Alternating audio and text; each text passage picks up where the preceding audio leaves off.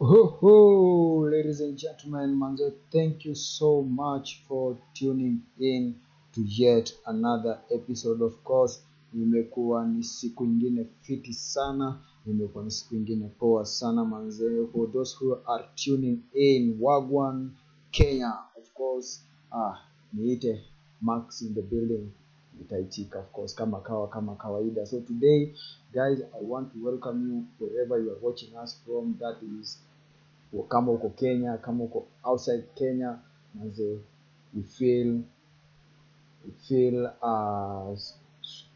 feel appreciating you with our own podcast. So guys, wherever you're watching us from, please tell us at the commenting section pale hapo chini, tuambie unatuwatch ukiwa wapi, then we will be of course reading out your comments. We will be reading out your comments, of course, regarding the topic of the day today. So, guys, today we are talking about the succession plan or the scramble for power.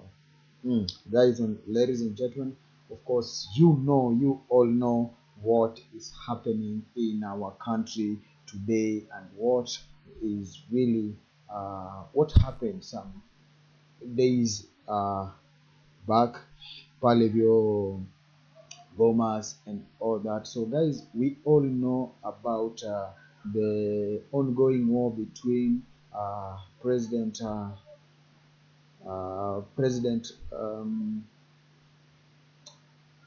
DP President Rigathi Gachagua and his boss William Samoei Ruto. So, guys, today we want to talk about this amazing topic about the succession plan. Of course, we have a list and what we have a list of people eyeing to that seat after Rigathi Gachagua is impeached from the office. Ladies and gentlemen, let's work together. By the way, if you are new to this channel, make sure you subscribe so that we can continue doing this kind of work every day. Keep on supporting this channel. Let us build our community to be more bigger. Let us build this family to be bigger and better. Guys, now as we jump into our topic today, we want to talk about the impeachment of one Rigathi Gachagua. Guys, when you listen ama ukisikiza huu mjadala ambao of course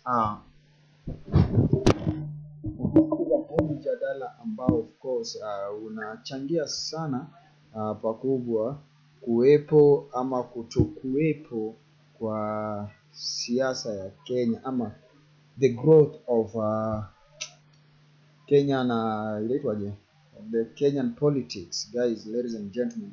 So we will be discussing about some few issues and giving you and highlighting the issues that we feel needs to be discussed. So, guys, in our list today, we will be talking about one and Waiguru.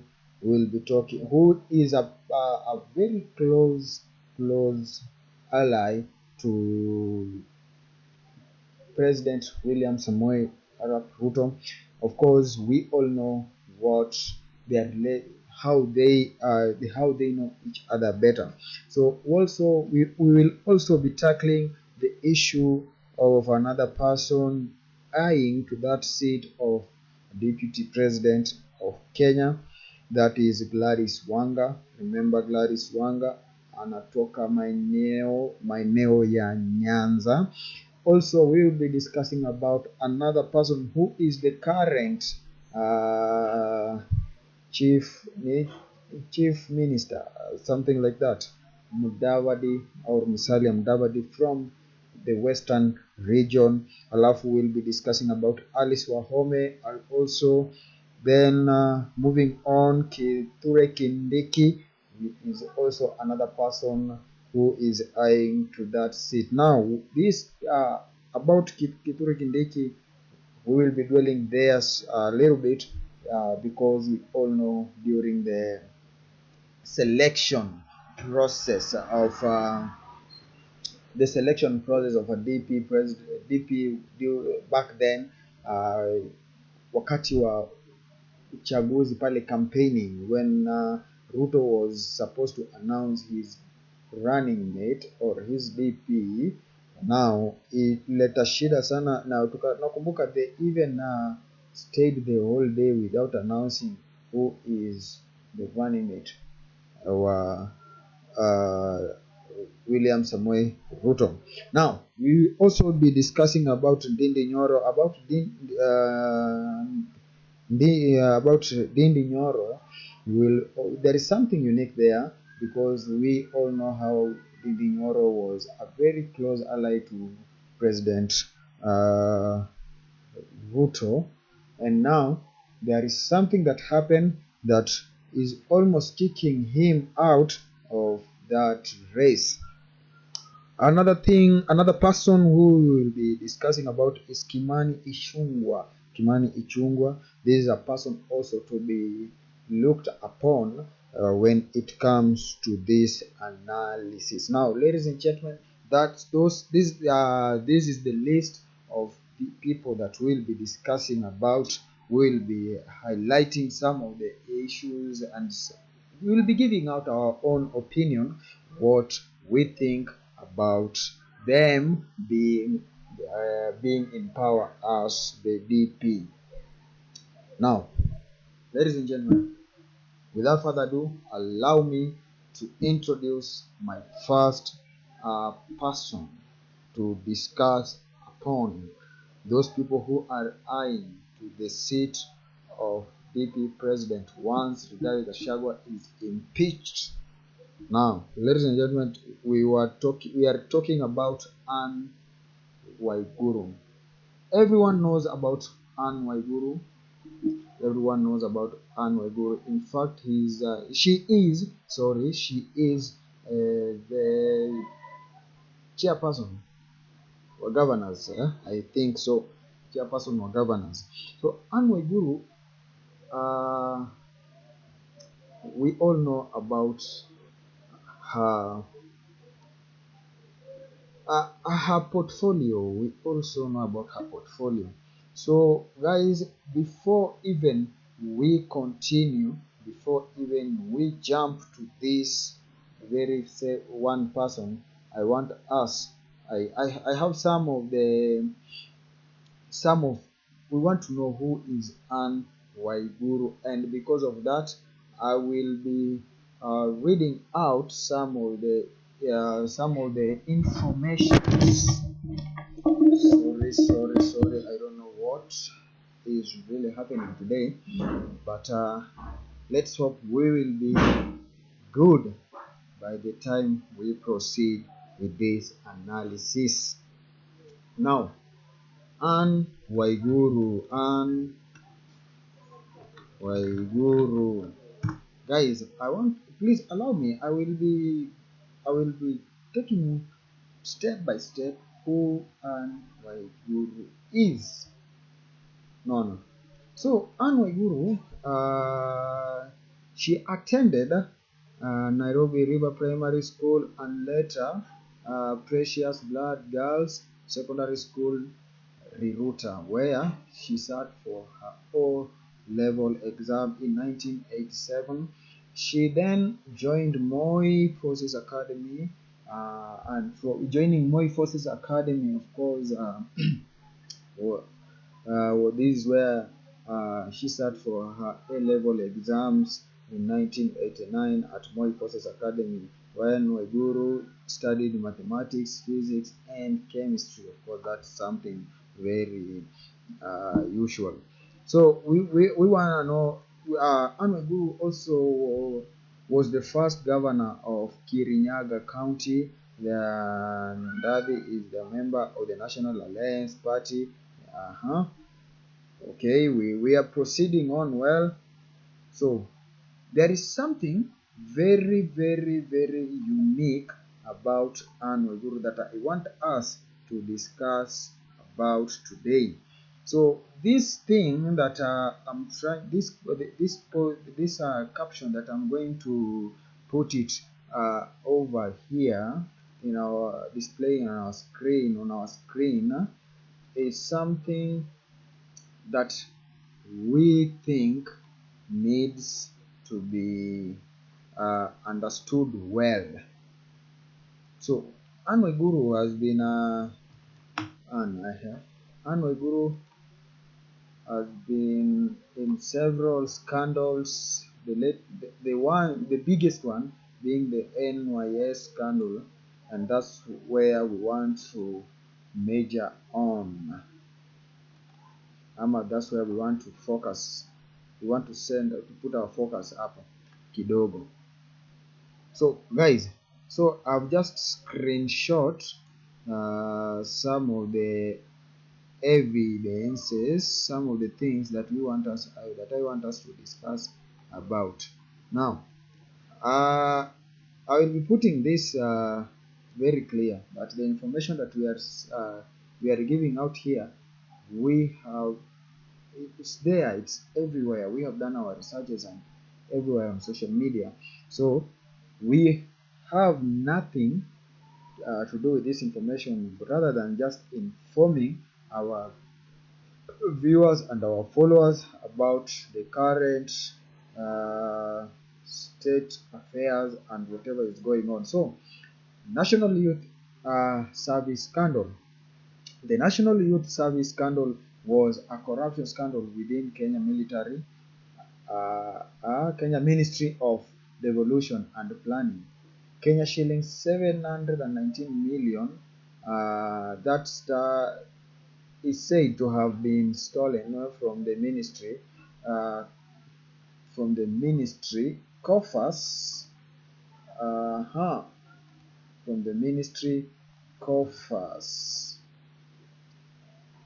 the ministry coffers, with some saying that figure could have been higher as 1.7 billion. Guys, now in September 2015, Kenya's Director of Public Prosecutions asked Anne Waiguru to record a statement over the disappearance of Kenya shillings 791 million from the Ministry of Devolution and Planning. Public Accounts Committee Chairman Nicholas Gumbo said he was looking into the ministry's account, in which the ministry had bought overpriced items including condom dispensers, television set worth Kenya shillings 1.7 million, and sex toys. Waiguru denied these allegations on her Facebook page, saying that she is not involved in the purchase of anything for the ministry. She said that no money had gone missing from the ministry coffers. On 22nd November 2015, Waiguru stepped down from her cabinet position following pressure from the public and the opposition on her role in the scandal. There was also additional pressure from some members of the Jubilee Alliance, of which she was a member, who viewed her as a political liability. She said that her doctor had advised her to step down as the pressure negatively affected her health. In February 2016, she was cleared by the Ethics and Anti-Corruption Commission (EACC) on all charges. However, In March 2016, EACC chairperson Philip Kinisu said that there had been errors in clearing Waiguru. He, start, he stated that these errors had been as a result of a communication background between government agencies. Now, this is where our focus lies in. Deputy President William Samoei Ruto initially defended Waiguru, saying all accusations against her were false and that they were the creations of the opposition to paint the government as being lax in fighting corruption. He later retracted this statement and said that Waiguru should take responsibility for the millions that went missing in her ministry. Now, guys, this is just one. This is just one person who is eyeing to be the next deputy president in this current regime, and Waiguru. And we all know how the corruption scandal of the NYS that we have just read about her, we all know what happened. This now, where place imenishika sana ni ile wanasema that walitumia this cash to purchase condom dispensers and some sex toys, then wakakuja wakasema pia kulikuwa na zile they bought television networks, something like that. So according to me, when wanasemanga once bitten twice shy, so when it comes to this point where the same person wants to be the next deputy president of the Republic of Kenya, and during her reign in that ministry we experienced such a big scandal where huge sum of amount was stolen, and up to date no one knows the whereabouts of that amount. To me, if I was to vote for Anne Waiguru, ninge vote no, because she is not competent enough to be the next deputy president of the Republic of Kenya. That's one. Now, the second person that I want us to look at her background, and by the way, I'm very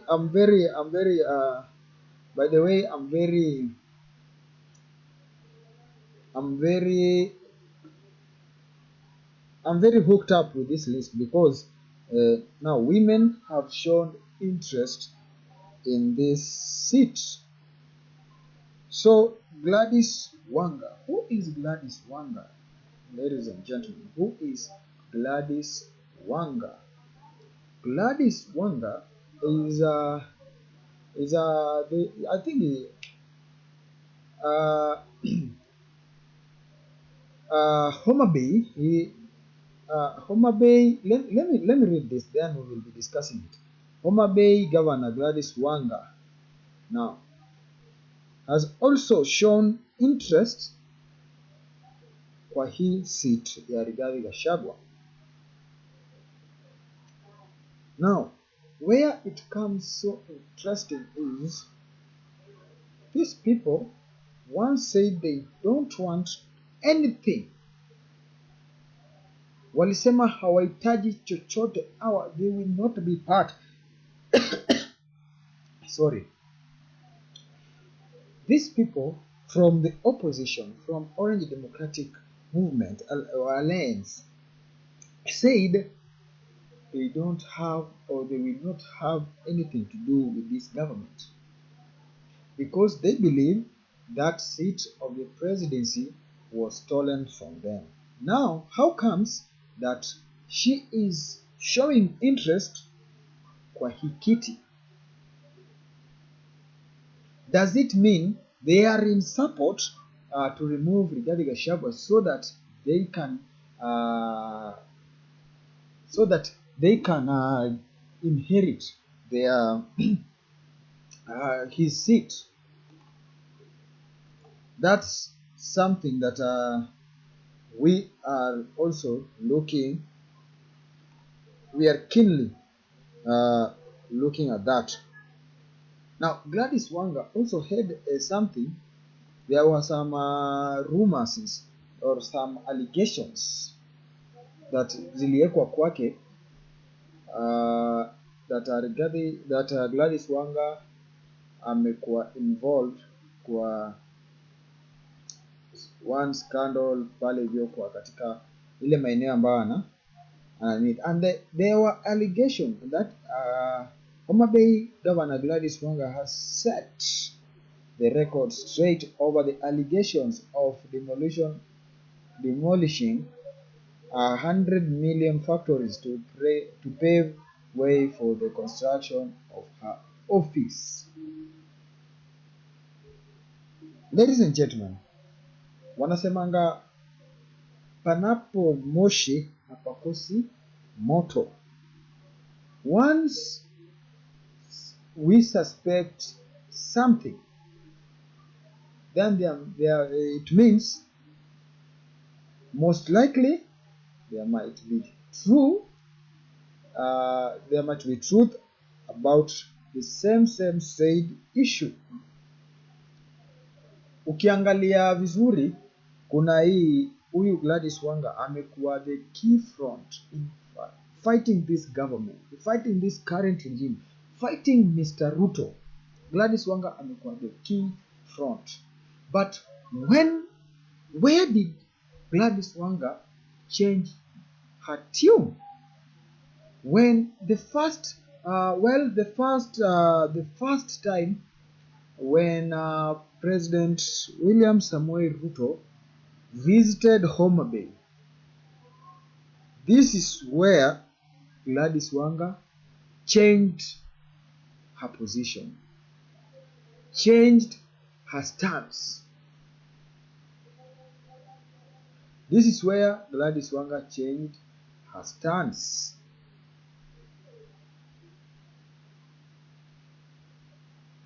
So what has really changed? Ni nini imebadilika hapo sana that now Gladys Wanga is showing interest becoming the next deputy president?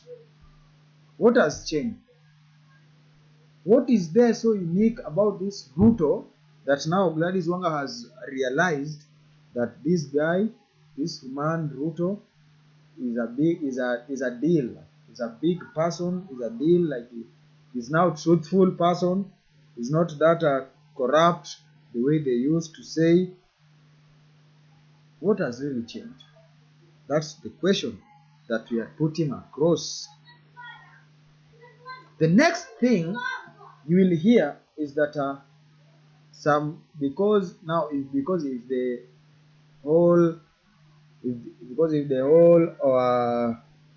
the whole opposition now is joining government, who is going to be the opposition?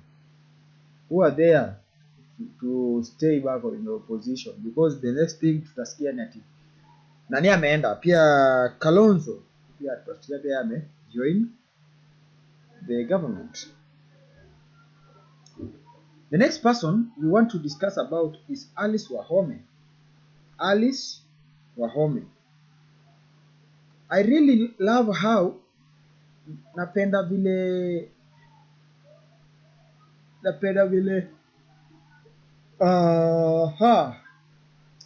vile women wanna show interest to this seat.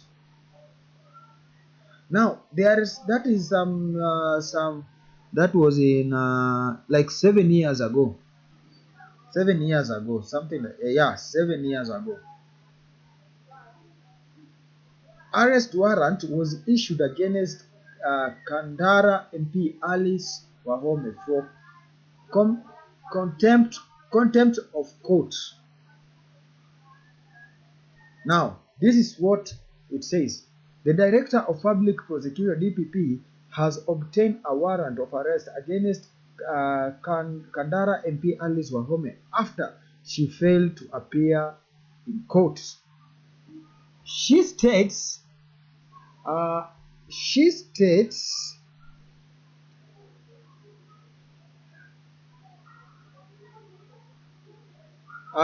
State Counsel Solomon Njeru obtained the warrant after the MP failed to appear before the principal magistrate Anthony Muisigi to face charges of obstructing police officers and abuse of office.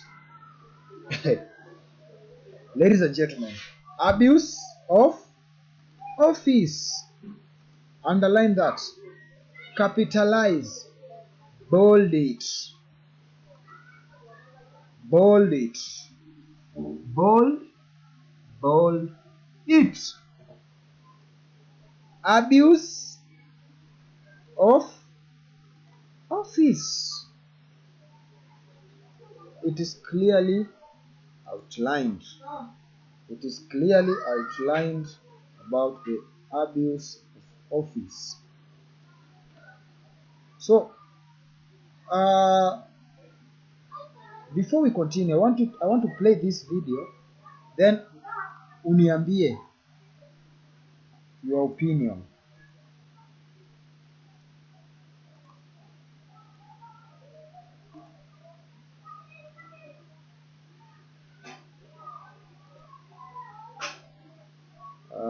In a few tutakuwa tunacheza hii video tujue vile mambo iko. Just in a few. Yeah, meaning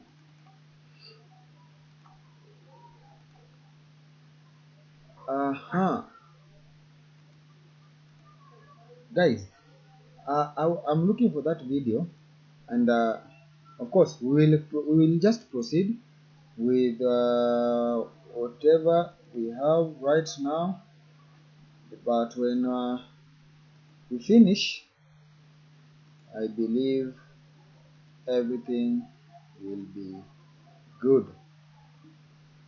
By the time we are done, I believe everything will be good. Yeah, I believe everything will be good. We have just started. We still have a lot to discuss about. Now, guys, as we continue, I want you to listen to this video, then you tell me what you think about this list. Right? Okay, I'm being told by my director that the video is not yet ready, but when the video is ready, we will be highlighting it. Let's move very fast. So Alice Wahome was issued with arrest warrant because of abuse of office and failed to appear before the court, before the magistrate. So akipewa hii kiti, unafikiria anaweza rule vizuri? That's the question of the day. Do you think Alice Wahome can lead this country as the DP president? Kwanza nataka tusikize hii video, then we'll come back to the list as we discuss. To go through that at all. Kama mbaya, but he will not be taken through that. Hatutaruhusu. He will not be taken through that. Hakupewa kiti na mtu, aling'ang'ania.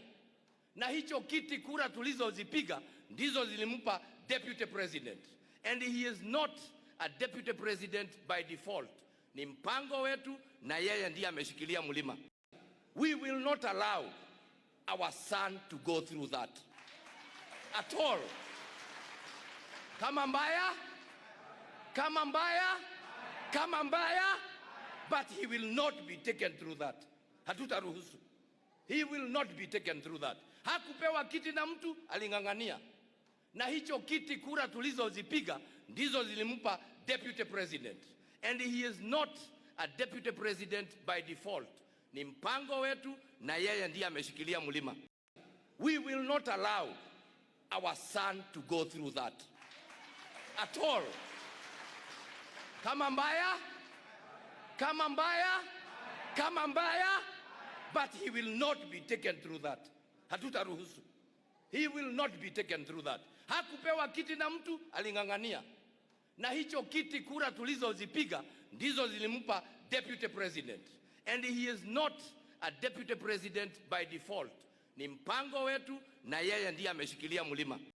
We will not allow our son to go through that at all. Kama mbaya, kama mbaya, kama mbaya, but he will not be taken through that. Hatutaruhusu. He will not be taken through that. Hakupewa kiti na mtu, aling'ang'ania. Na hicho kiti, kura tulizozipiga ndizo zilimpa deputy president. And he is not a deputy president by default. Ni mpango wetu na yeye ndiye ameshikilia mlima. We will not allow our son to go through that at all. Kama mbaya, kama mbaya, kama mbaya, but he will not be taken through that. Hatutaruhusu. He will not be taken through that. Hakupewa kiti na mtu, aling'ang'ania. Na hicho kiti, kura tulizozipiga ndizo zilimpa deputy president. And he is not a deputy president by default. Ni mpango wetu na yeye ndiye ameshikilia mlima. We will not allow our son to go through that at all. Kama mbaya, kama mbaya, kama mbaya, but he will not be taken through that. Hatutaruhusu. He will not be taken through that. Hakupewa kiti na mtu, aling'ang'ania. Na hicho kiti, kura tulizozipiga ndizo zilimpa deputy president.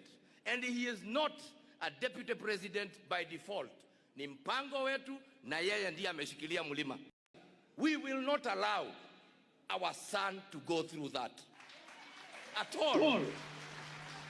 Kama mbaya, mbaya, kama mbaya ni mbaya. So guys, that's the information yenye nilikuwa nimepewa na my director akiniambia tucheze hii video kwanza, then we come back to the list. We'll be discussing that video in a few. So guys, now we have just talked about Alice Wahome. Remember, these are the people who are eyeing to be the next DP after Rigathi Gachagua amekuwa impeached. Now, there is one Kithure Kindiki. Now, this is somehow interesting about Kindiki. Tunakumbuka vizuri